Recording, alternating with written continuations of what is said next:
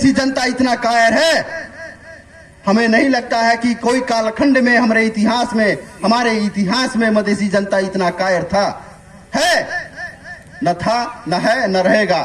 लेकिन अभी भी क्या है, हम लोग के कमजोरी का, हम लोग का मजबूरी का फायदा पहाड़ी खसवादी शासक लोग जो उठा रहे हैं, तो इसको चीरने के लिए आप तैयार हैं कि नहीं? बताइए, तैयार है कि नहीं? तैयार है। तैयार है कि नहीं? तैयार है कि नहीं? कैसे तैयार है बताइए? लाउड स्पीकर पे मोहर लगाएंगे कि नहीं?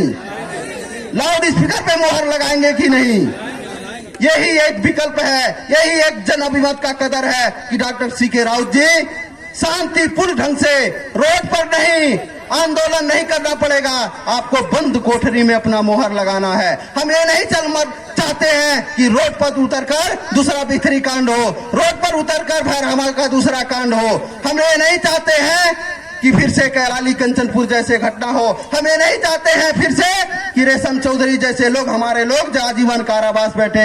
हम ये नहीं चाहते हैं कि लक्ष्मण थारू जैसे लोग आजीवन कारावास होकर जेल में बैठे, क्योंकि हम जानते हैं कि हमारे पास सेना नहीं है, हमारे पास पुलिस नहीं है, हमारे पास कर्मचारी नहीं है। सार्वभौम सत्ता संपन्न उन्हीं लोग का राष्ट्र है, उन्हीं लोग का शासन व्यवस्था है। तो आप लोग का रोड में अगर हम उतार कर आंदोलन करवाते हैं तो क्या होगा? फिर वही लोग हमारे भाइयों के ऊपर बर्बरता पूर्वक लाठीचार्ज करेंगे, गोली मरवाने का प्रयास करेंगे, वही झूठा मुद्दा लगाकर आजीवन कारावास बैठाएंगे। तो भाई हम ऐसे क्रियाकलाप क्यों करें? तो डॉक्टर सीके राउत जी का एक ही सिद्धांत है, शांतिपूर्ण में हिंसात्मक मार्ग। शांतिपूर्ण मार्ग से आप लोग अपने लक्ष्य तक अगर पहुंच सकते हैं तो क्या जरूरी है लाठी डंडा भाला लेकर रोड पे उतरने का? बताइए, है कोई जरूरी? तो हम मत का प्रयोग करके मधेश को आजाद करा सकते हैं तो क्यों नहीं करें? एक अंगूठा से बटन चापना है, एक अंगूठा का प्रयोग करना है, तो हम लोग क्यों करने से पीछे हटे? लेकिन विडंबना मेरे भाई साहब, आदरणीय महिला सज्जनबिन, आप अपने पुरुषों को घर से डंडा उठाने के लिए भेज देती हैं, भाला उठाने के लिए भेज देती हैं, रोड पे संघर्ष करने के लिए भेज देती हैं। हमारे अग्रजों ने रोड पे अपने बाल बच्चों को आंदोलन करने के लिए भेज देते हैं, लेकिन मत देने के लिए कभी नहीं बोलते हैं कि जाइए बेटा, तुमको आशीर्वाद देते हैं। मत देना तो किसको देना? जो मधेश का कल्याण करेगा उसी को देना। आप लोग कभी सिखाते हैं क्या? नहीं सिखाए होंगे, लेकिन अब बारी आ गई है आपकी। अपने बंधुओं को सिखाइए, अपने भाइयों को सिखाइए, अपने बेटे को सिखाइए, अपने नाती पोतों को सिखाइए कि भाई तुम मधेश के साथ गद्दारी नहीं करना। मत देने जा रहे हो तो ख्याल करके देना।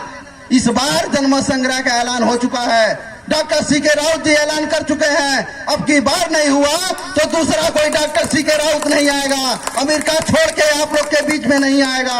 और मधेश सदा सदा के लिए, अभी तो 2 ही वर्ष हुआ है, 5 वर्ष हो जाएगा, कईयों शताब्दी बीत जाएगा, कोई महापुरुष आप लोग के बीच में पैदा नहीं हो पाएगा। क्योंकि डॉक्टर सीके राउत जी जितना संघर्ष किए हैं, हमको नहीं लगता कोई कर पाएगा।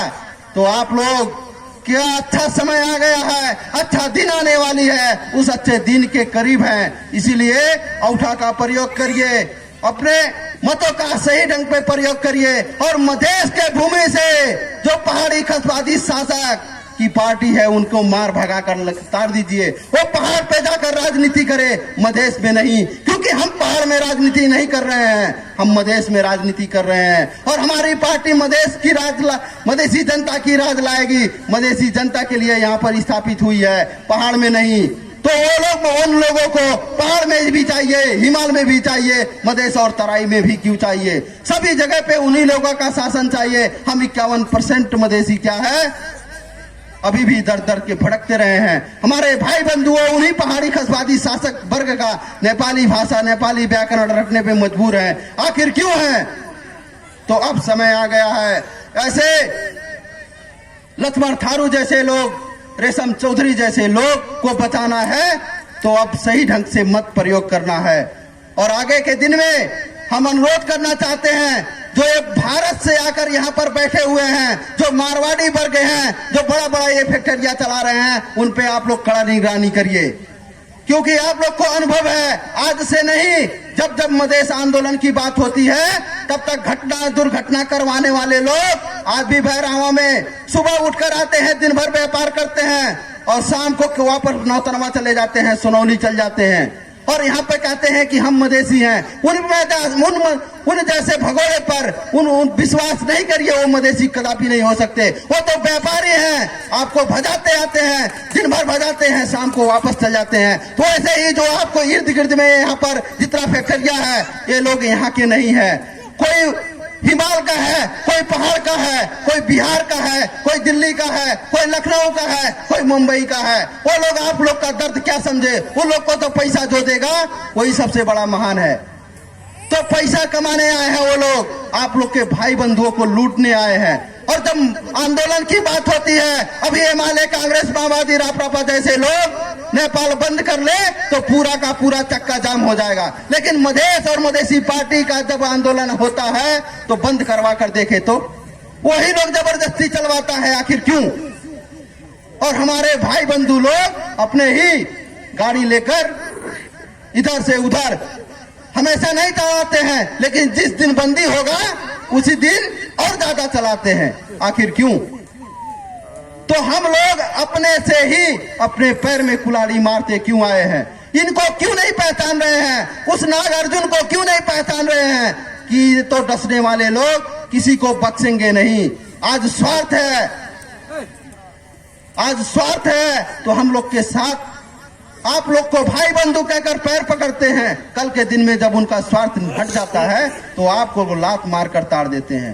तो उस लात मारने के दिन भी आप लोगों ने बिता चुके हैं। जब चुनाव आता है तो आप लोग छोटी छोटी बातों में, कोई कहता है कि 2 किलो मासू ले जाइए, तो कोई कहता है 1 बोतल बियर ले जाइए, कोई कहता है 1 सॉफी पी लीजिए, कोई कहता है 1000 रुपया ले लीजिए, कोई कहता है 2-4 साड़ियां ले लीजिए।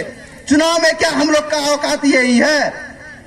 वर्षों वर्ष हम अपना कमाई खाते हैं, अपने परिश्रम से खाते हैं, अपने पैसे से खाते हैं। खाड़ी मुल्क में जाकर हमारा बाल बच्चा कमाता है, उस पैसा से उसके कमाई से खाते हैं। 364 दिन अपने भाई बंधुओं का कमाई खाते हैं। जब 65वां दिन एक दिन आ जाता है तो हम छेड़ में क्यों बिक जाते हैं? और मत जाकर कहां उठा कर दे देते हैं। कोई दारू पिला देता है उसको दे देते हैं, कोई मांस खिला देता है उसमें दे देते हैं, कोई साड़ी दे देता है उसमें दे देते हैं। तो क्या बताइए, हम बिकाऊ दिखते हैं? हम बिकाऊ हैं? आवाज नहीं आ रहा है मेरे भाई बंधु। सच में क्या बिकाऊ है? क्या नहीं बिकाऊ है? क्या नहीं बिकाऊ है? क्या नहीं। तो अब दिखाना होगा उन पहाड़ी खसबादी शासक हिमालय कांग्रेस माओवादी को। आप लोग को सबक सिखाना होगा कि तुम ये कौड़ी का रेट मुझ पे नहीं लगाओ, तुम अपने घर पर ले जाकर रखो। तुम्हारा दारू पानी साड़ी के लोभ लालच में नहीं पड़ेंगे। इस बार हम डॉक्टर सीके राउत को दिखाएंगे और उनसे डरना नहीं है, उनसे डर कर नहीं। डॉक्टर सीके राउत जी को इस बार जनमत संग्रह में लाउड स्पीकर कर मुहर मार के आएंगे और तुमको दिखा कर मारेंगे। तुमसे हमको कोई डर नहीं है। तुम मेयर बने थे तो हमको क्या दिए? तुम अध्यक्ष बने थे तो हमको क्या दिए होंगे, लेकिन आपका अस्तित्व और पहचान नहीं। कोई रोड बनवा दिए होंगे वो अलग बात है, कोई आपका नाली बनवा दिए होंगे वो अलग बात है, कहीं पर भत्ता दे दिए होंगे अलग बात है, लेकिन आपका अस्तित्व और पहचान, आपका सम्मान जो मधेसी जनता का हक अधिकार है वो दिला पाए होते तो काश ये डॉक्टर सीके राउत जी का जन्म नहीं हुआ होता और आज हम लोग को यहाँ बीच में आना ही नहीं पड़ता। आप लोग का अधिकार और सम्मान मिला है। बताइए, आप लोग को ऐसा अनुभूति होता है? आपका अपना बेटा कहीं जनरल कर्नल बना है, एसपी डीएसपी सीडीओ बना है। ये सिर्फ यही नहीं, मधेसी जनता का जो नेपाल के अंदर जो जितना अधिकार होना चाहिए उतना अधिकार आखिर क्यों नहीं है? तो हम वर्षों से पीड़ित होते आए हैं। इसलिए मैं आप लोग से गुजारिश करना चाहता हूं, 2 हाथ जोड़कर विनम्र अनुरोध करना चाहता हूं कि अब भी कुछ देखना बाकी नहीं है। अब इन लोगों से पहाड़ी ये जो खसवादी पार्टी है, आप लोग जो से डरते हैं कि हम डॉक्टर सीके राउत जी के संगठन में जाएंगे तो ये हमारे मेयर साहब देख लेंगे, हमारे वड़ाध्यक्ष जी देख लेंगे, हमारे उपाध्यक्ष जी देख लेंगे, वहां पर बड़का बड़का नेता लोग देख लेगा। तो डॉक्टर सीके राउत जी के पार्टी में अगर जाते हैं तो कल के दिन में मेरा सेवा सुविधा जो थोड़ा बहुत इधर उधर दलाली का चक्कर, इधर उधर ठेकेदारी का चक्कर, इधर उधर नाली बेली से जो कमाई हो रहा है वो भी नहीं होगा। तो बताइए, आपका अधिकार मेयर के हाथ में है क्या? आपको बजट नहीं देगा तो आप मर जाएंगे। इतना दिन से मेयर जी बजट नहीं देते तो क्या आप नहीं जिंदा हैं? इतना दिन से सांसद लोग आप लोग को बजट नहीं देते तो क्या आप लोग जिंदा नहीं हैं? तो आप लोग का स्वतंत्रता का जो हक है उसको कब तक लागू करेंगे? अभी तक आप लोग का जो स्वतंत्रता है, हमको नहीं लगता है कि आप स्वतंत्र पूर्वक हैं। किसी ना किसी के बहकावे में, किसी ना किसी के दलालों के पीछे लगकर हम लोग भ्रमित हुए हैं। तो उस भ्रम को चीरना होगा और आगे के दिन में अपना लक्ष्य है, जो हम लोग का लक्ष्य है, आप सबका जो लक्ष्य है मधेश का आजादी, वो करीब है। और इसी पे शांतिपूर्ण तरीका से मत का जो प्रयोग करके आगे बढ़ाना है, तो उसमें आप लोग साथ दीजिए। और किसी से डरने की बात नहीं है। ये थाना चौकी की जो बात है तो आप लोग के नियंत्रण में आ जाएगा। जो आप लोग का झगड़ा है, जो लुम्बिनी से भैरहमा तक में हजारों ट्रैफिक लोग दिन रात परेशान करते रहते हैं, कभी लाइसेंस के नाम पे, कभी बिल बुक के नाम पे, तो इनको तो मालूम नहीं है। इनको तो लाकर घर पे बंटवाना चाहिए, लेकिन हम खुद जाके भैरहमा बुटवल पे जाते हैं तो लाइसेंस नहीं पाते हैं, जबकि उसी का फायदा ये लोग उठाते हैं। पैसा संकलन करते हैं, पैसा दे देते हैं तो उससे क्या हो जाता है? 1 नंबर हो जाता है। पैसा नहीं देते हैं तो 2 नंबर है। तो बताइए, ये लोग इतना षड्यंत्र करके आप लोग को भैरहमा से लेके लुम्बिनी तक, लुम्बिनी से लेके भैरहमा तक हजारों रुपया हमारे यहाँ मधेसी बंधुओं को लूटा जाता है। और भैरहमा से लेके बुटवल के रास्ते में ट्रैफिक चेकिंग नहीं मिलता है। कदाचित 1-2 ठोस मिल जाएगा तो मिल जाएगा। तो क्या इनके नजर में हम मधेसी ही सिर्फ चोर हैं? पहाड़ में चेकिंग नहीं होता है, पहाड़ वाले क्या सब लाइसेंस होल्डर हैं? हम मधेसी ही बिना लाइसेंस के हैं। तो इन लोगों का आर्थिक दोहन जो है दिन प्रतिदिन आप लोग के ऊपर लादा जा रहा है। कैसे मधेसी जनता को गरीब बनाया जाए, मधेसी जनता को अशिक्षित बनाया जाए, ताकि ये लोग गुलाम रहेगा तो हमारे अंडर में रहेगा। आज हम लोग क्यों पीछे लगे रहते हैं? क्यों एमएलए कांग्रेस का गुणगान गाते हैं कि बड़का नेता है? अगर कहीं हम मार झगड़ा कर लिए, खेती मेड़ी आड़ी का झगड़ा हो गया, कहीं बेईमानी का चक्कर है तो हमको छुड़वा देगा, इसीलिए न लगे हैं आप लोग, इसीलिए बड़का नेता को न खोजते हैं। बताइए, एमएलए कांग्रेस को आप लोग इसीलिए खोजते हैं ना कि उनका मंत्री है, उनका प्रधानमंत्री है, उनका एसपी डीएसपी है, उनका ठेकेदार लोग है, छुड़वा लेगा। हम कत्ल करेंगे तो भी छुड़वा लेगा। तो बताइए, यही हम लोग का भ्रम है। उनका नेता भी जब कत्ल करके कितना लोग फंसा है तो हमारे आम जनता को क्या छुटवाएगा? ये अपने अंदर नहीं रखिए कि हम गलत करेंगे तो बच जाएंगे। गलत करेंगे तो यहाँ पर मंत्री प्रधानमंत्री बैठे हुए व्यक्ति भी नहीं बच पाएंगे। इसीलिए जब आप सही हैं तो उसमें कोई गुंजाइश नहीं है। कोई माई का लाल आपको दोष नहीं लगा पाएगा। होता है पकड़ और पहुंच पे थोड़ा बहुत गुंजाइश होता है, तो उस गुंजाइश के लिए सदा के लिए हटाने के लिए हम लोग आ गए हैं। उतना करना ही नहीं पड़ेगा, किसी का चाकरी करना ही नहीं पड़ेगा, किसी का गुलामी करना ही नहीं पड़ेगा।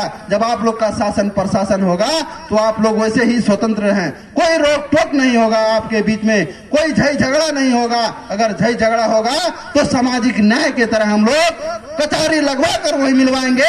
आप लोग का ये कौड़ी का जो पैसा पहाड़ी खसवादी सासा जो न्यायाधीश लूटता है, जो वकील लूटते हैं, उससे आप लोग बेफिक्र रहिए, कोई 1 रुपया खर्च करना नहीं पड़ेगा। तो सामाजिक न्याय कचहरी बनाने वाले हैं। आपके घर में न्याय मिलेगा, आपके समुदाय में न्याय मिलेगा, आप लोग के गांव में न्याय मिलेगा। ये अड्डा अदालत नहीं, अड्डा अदालत आपके गांव में बैठेगा, ताकि आपको अनुभूति हो कि हम मधेसी जनता अब न्यायाधीश सर्वोच्च अदालत के इंतजार में नहीं रहेंगे।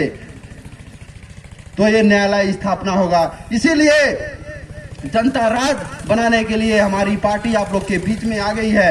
मैं इतना ही शब्द जोड़ते हुए आप लोग के बीच में, थोड़ा ठंड का मौसम है और इधर उधर कुछ बोले होंगे तो अपना भाई समझकर, अपना बेटा समझकर, अपना पोता समझकर और ये मधेश का बेटा समझकर आप लोग जरूर माफ करेंगे, यही आशा भरोसा रखते हुए आप लोग के बीच से विदा होना चाहते हैं। धन्यवाद, नमस्कार, जय स्वराज।